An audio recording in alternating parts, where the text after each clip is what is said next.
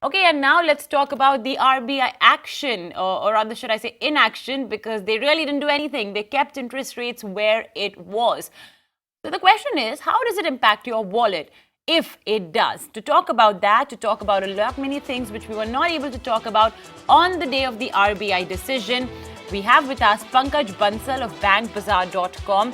Pankaj, I know we are doing this 2 days later. Firstly, thank you so much for joining us. We're doing this 2 days later because our previous conversation was interrupted due to the finance minister speaking at the parliament. But I want to give our viewers once again a chance to talk about their loan accounts, their impending loan accounts. Should a prepayment be done? Should they move to repo-linked? If they're taking a new loan, what should they look for? So on and so forth. Because I'm sure a lot of our viewers have these questions in their mind.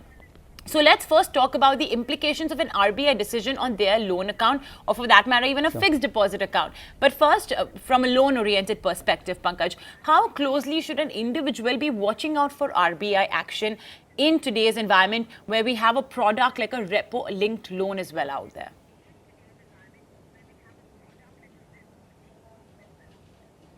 Yeah, so if you look at a current monetary policy, there has been no change in the repo rate. So the rate has been constant now. It's about 5.15% now.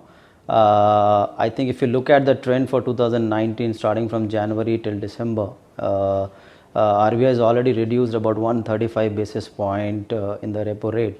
And today, if you look at, if I have a home loan and I have an MCLR based home loan, obviously there are chances that when there is a renewal which is due, obviously my EMI outflow will go off, or it will be coming down significantly in the coming months. I think that's more important to understand.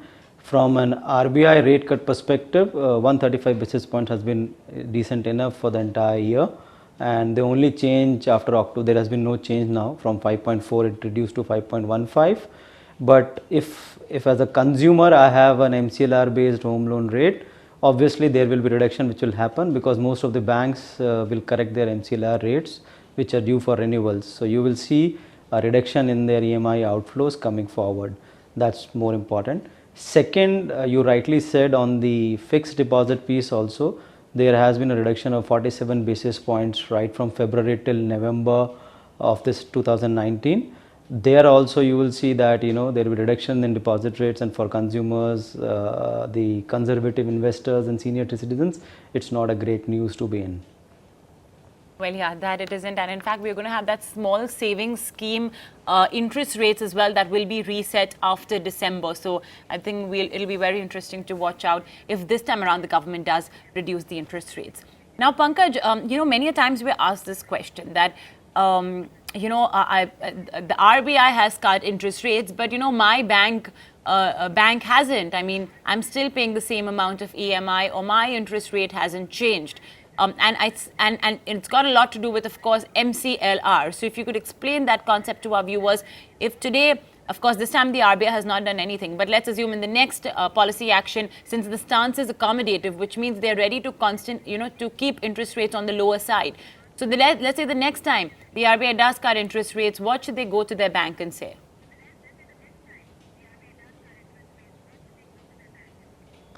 Yeah, so if you look at, if I am having an MCLR based loan, obviously this will be reflective of the rates that has got changed. Currently the policy, the repo rates have not got changed.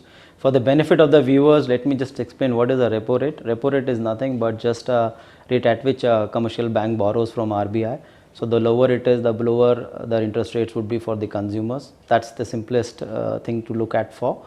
And obviously once the repo rates have not changed currently, so obviously there will be no reflection, or there will be no change in your EMI outflows with whatever rate of interest that you are operating with in the scheme of things. Second thing is, if you look at from a differential standpoint, two things that you have to look at from an MCLR to a base rate regime.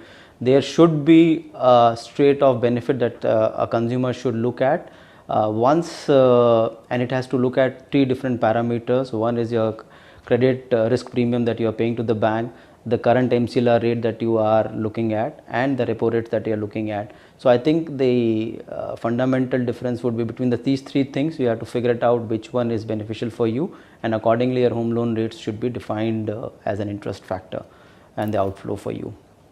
We do have this wonderful product called Repo-linked loans that has been introduced, and that too at a time when the RBI is cutting interest rates. So, would you advise then that current loan holders should, switch over from MCLR to Repo-linked, or anybody who's going to the bank for a brand new home loan, should they consider the Repo-linked loans?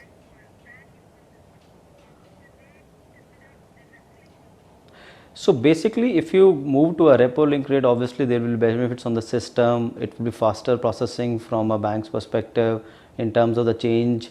But still, you'll have to look at and factor out 3-4 things within the ecosystem in terms of what is your current MCLR rate, what is the current repo rate, then what is your credit risk premium that you are paying to the bank, and so on and so forth. I think some of these factors have to be taken into picture before moving on from a MCLR to a repo rate linked product.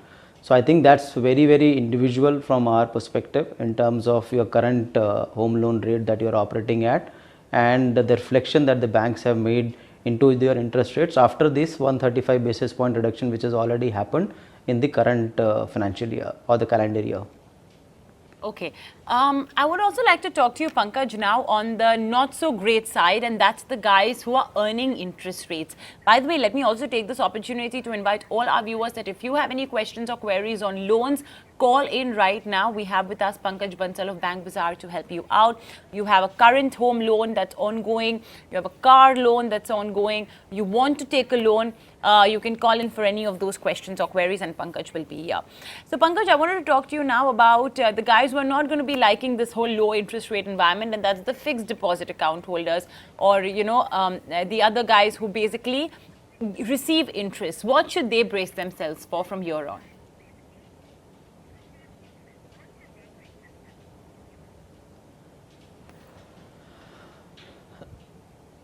So I think what the people who have already taken this fixed deposit loans. Pankaj. Hello. Pankaj, go ahead. We can hear you.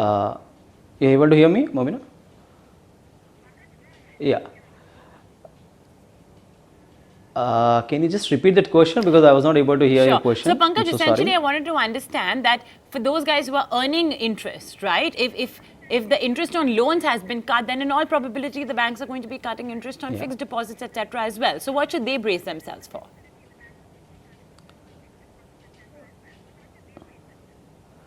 Yeah, so in this case, I think between investing and home loan repayment, I think it's not a straight through answer. Two things that you have to look forward from a loan perspective is the cost of loan that you're operating at. Assuming your loan rate is about 16%, obviously it makes sense for you to repay that loan offhand, because obviously the amount of money you'll make in a fixed deposit will not be as high as 16% that you're paying in a home loan segment. Second is that tax benefit that you are getting on your current home loan. So based on that tax benefit, you need to take that call. Either you want to switch on to a home loan repayment, or you want to stick to your fixed deposit earnings. So I think that's a trade-off that as an investor you have to figure it out and take the decision, the informed decision, I would say. By the way, Pankaj, just a follow-up question on the loans bit. Is a repo-linked loan an option for every kind of loan, or is it limited only to home loans right now?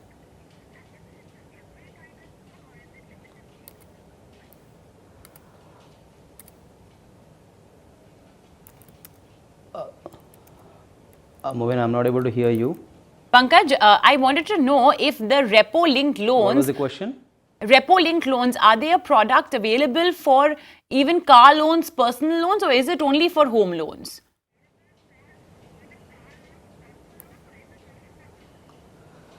It's predominantly for home loans. We have not seen that happening in the market in the other loan segments right now. And Pankaj, we have public sector banks, we have private sector banks. Where is it that you're seeing the most amount of pass-through? If the RBI says that, look, I'm cutting 25 bips, from the repo rate, which segment of the banks have you seen where it's immediately passed through to the customers?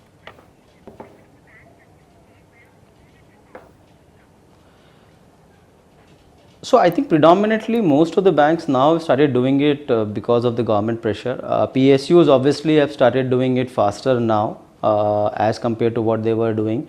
Private banks have taken a little more time to react to that, but I think in the last couple of months we have seen that also to progressing very fast.